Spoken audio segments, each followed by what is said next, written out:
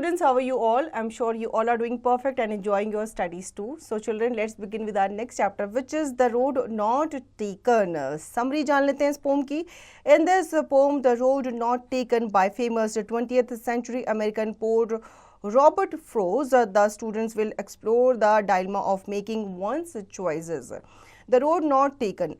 They will understand the significance of taking decisions in life and how they shape one's journey into the future. तो the road not taken से मतलब है decision, ठीक है. Decision को एक जो पोइट है वो डिस्क्राइब कर रहा है कि डिसीज़न हम लाइफ में लेते हैं. कोई कोई डिसीज़न हमारे सही होते हैं, कोई कोई गलत होते हैं. स्टार्टअप कर लेते हैं. Have you ever had to make a difficult choice? What was it and what did you decide? क्या आपने कोई ऐसी डिफ़िकल्ट चॉइस ली है? वो कौन सी थी और क्या क्या आपको डिफ़िकल्टीज़ आई, मतलब क्या चीज़ आपने डिसाइड की? How do you think our choices impact our future? बहुत इम्पैक्ट पड़ता है. हम जो चॉइसेस अपने बचपन में लेते हैं या अर्ली एजेस में लेते हैं वो हमारे फ्यूचर को ज़रूर इम्पैक्ट करता है. Now let's start the poem. Two roads diverged in a yellow wood, and sorry I could not travel both. And be one traveler long I stood, and looked down one as far as I could, to where it bent in the undergrowth. Then took the other as just as fair. तो यहाँ पे poet जो है वो बात कर रहा है कि दो रोड्स उसके सामने डाइवर्ज होती हुई नज़र आ रही हैं, ठीक है. और उसके लिए डिसाइड करना बहुत मुश्किल हो रहा है कि इस तरफ जाऊँ या इस तरफ जाऊँ.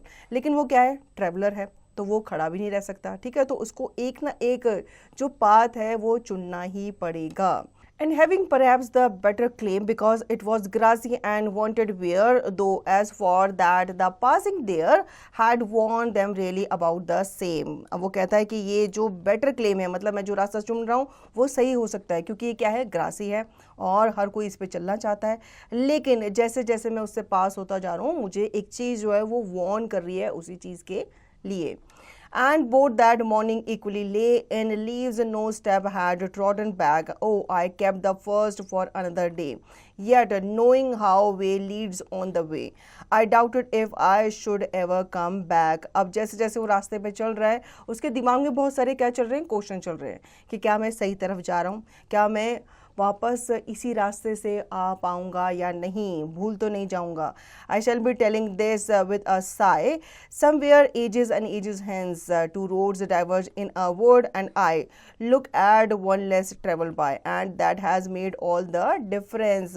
अब लास्ट में वो सेम चीज़ दोबारा कहता है कि ये चीज़ मैं कह रहा हूँ दोबारा से with a sigh कि एजेस बीत जाते हैं लेकिन हम कभी भी दो रोड्स के बीच में डिसाइड नहीं कर पाते, ठीक है. अब जैसे आपके साथ भी होता है, आपके पास दो एम्स हैं, आप डॉक्टर बनना चाहते हैं, टीचर बनना चाहते हैं, तो आप कंफ्यूज होते हैं. डॉक्टर वाली जो पढ़ाई होती है वो काफ़ी टफ होती है, लेकिन आपको क्या करना है, अगर आपको डॉक्टर बनना है तो आपकी एम जो है वो आप निर्धारित करोगे कि मुझे इसी तरफ जाना है, ठीक है. तो अगर आपका एम सही है, आपका रास्ता सही है, तो फिर आपको उसमें कोई भी डिफ़िकल्टी नहीं होनी चाहिए. Word bucket diverged means separated or branched off.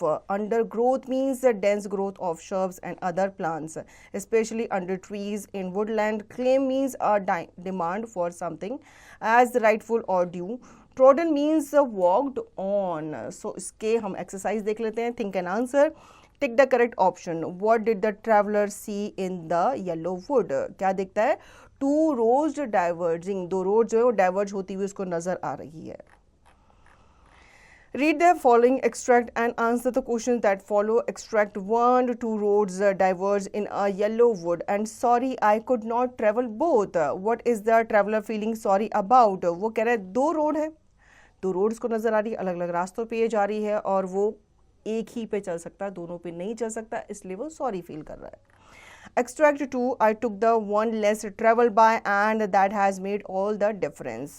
What does the road less traveled by represent? Less traveled by मतलब जिस पे कोई ना चला हो, ठीक है, मतलब जिस रोड पे या जिस रोड को या जिस एम को किसी ने भी चूज ना किया हो. Fill in the blanks with suitable words. Two roads dash in a yellow wood. तो क्या हो रही है, दो रोड जो है डाइवर्ज हो रही हैं. Write true or false for the following statements. The traveler regrets choosing the road less traveled by. क्या वो regret करता है? No. Answer the following questions. What does the traveler take a long time to decide which roads to take? Because he is not sure. He was not sure about his path. So he is taking long time to decide which roads to take. Value inside, analyze the traveler's emotion throughout the poem. How do they change? How might the poem is different if the traveler had taken the road more traveled? तो आपको pome को दोबारा पढ़ना है, उनके question के answer देने हैं. Word power, identify the words from the poem that are related to the following concepts. Paths और चॉइसेस. ठीक है, तो पाथ्स यहाँ पे बताया गया है, चॉइसेस जिसमें हम क्या होते हैं, हम इनमें कंफ्यूज होते हैं. जब आप किसी जगह जा रहे होते हो तो आपको दो जगह जो है या दो रास्ते जो है सेम रास्ते पे या सेम आपकी मंजिल की तरफ वो दिखा रहे होते हैं, लेकिन आपके पास बहुत मुश्किल होता है चुनना कि कौन से रास्ते पे चल के आपकी मंजिल जो है वो आपको मिलेगी. Complete the analogies using the following words. अब आपको यहाँ पे इन वर्ड्स को यूज़ करते हुए एनालॉजीज कंप्लीट करनी है. ठीक है, now speaking time. Here is a conversation between Vinay and Sameer about choosing between two internships. अब आपको यहाँ पे क्या दी गई है, यहाँ पे आपको दो लोगों के बीच की कन्वर्जेशन बताई गई है. Vinay, hi Sam, how is the decision between the two internship going? Sameer, hi Alex, it's tough. One is at a big company in the city and the other is with a small startup closer to home. Vinay, what are you choosing considering for each option? Sameer, the big company has a higher salary and better structure, but it's far from home. The startup is closer and offer more hands-on, expensive but pay less.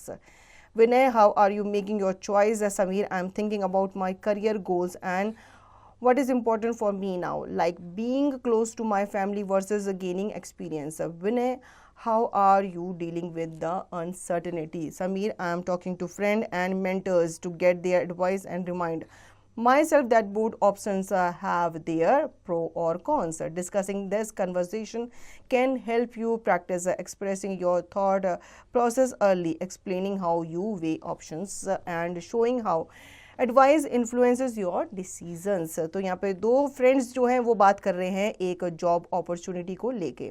एक job दूर है लेकिन वो अच्छा पे कर रहे हैं, एक जॉब पास है उसके घर के लेकिन वो उसको कम पे कर रहे हैं. तो उसके दिमाग में क्या है, बहुत सारे क्वेश्चन आ रहे हैं कि मुझे कौन सी जॉब को चुनना चाहिए.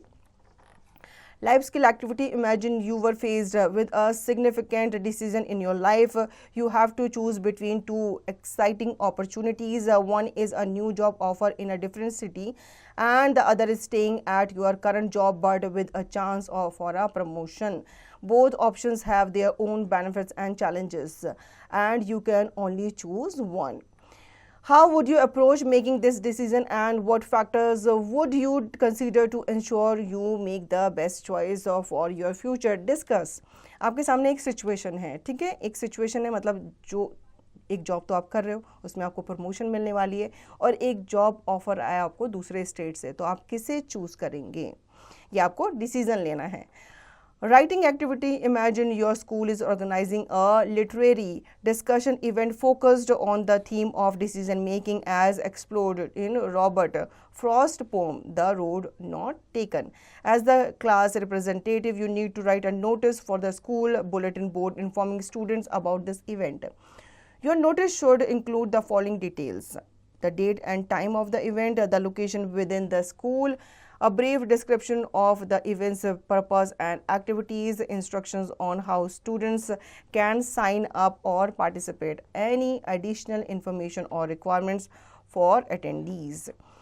तो आपको एक लिटरेरी इवेंट जो है ऑर्गेनाइज करना है और उसके ऊपर आपको क्या करना है, एक नोटिस बोर्ड, बुलेटिन बोर्ड आपको तैयार करना है. नोटिस आपको आप तैयार करेंगे जिसमें आप डेट एंड टाइम डालेंगे, इवेंट का लोकेशन डालेंगे, ब्रीफ डिस्कशन डालेंगे, इंस्ट्रक्शंस वगैरह डालेंगे और एडिशनल इन्फॉर्मेशन भी देंगे बच्चों को.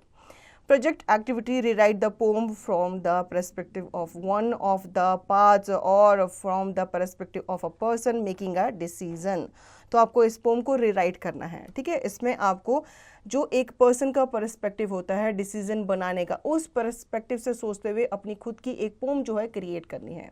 So children, I hope you understood the poem very well. Now you will revise the chapter and practice the given exercise to understand the chapter thoroughly.